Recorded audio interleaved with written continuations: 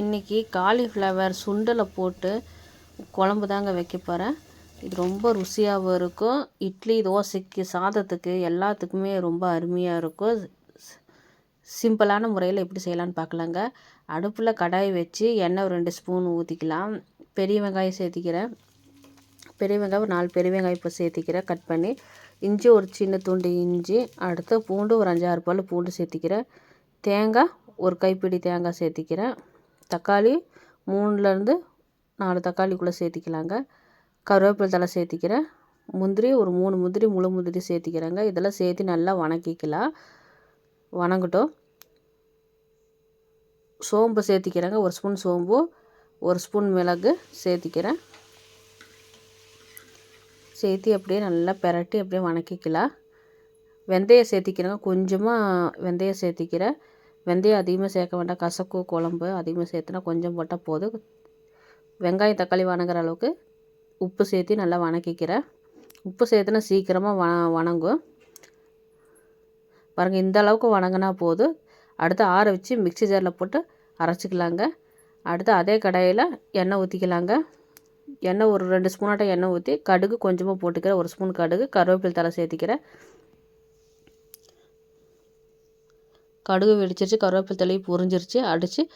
அடுத்து ஊற வச்சுருக்க சுண்டலை சேர்த்திக்கிறேன். கருப்பு சுண்டல் ஊற வச்சு வச்சுருக்கேன்.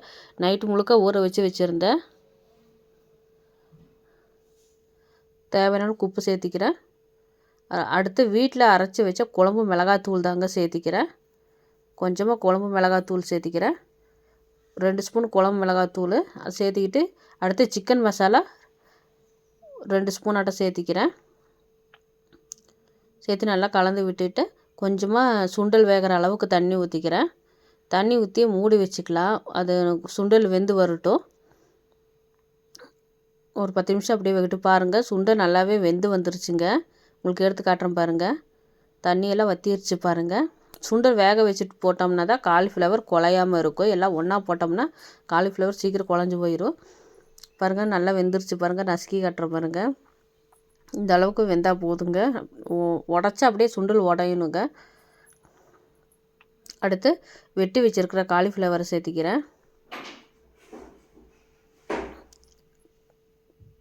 ஒரு காலிஃப்ளவருங்க, பெரிய காலிஃப்ளவரை வெட்டி வச்சுருக்கேன். உங்களுக்கு எவ்வளோ தேவையோ அந்த அளவுக்கு சேர்த்திக்கலாம்.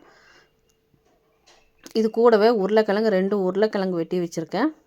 உருளைக்கிழங்கு ஆப்ஷன் தான், வேணுன்னா சேர்த்திக்கலாம், இல்லைன்னா விட்டுறலாம்.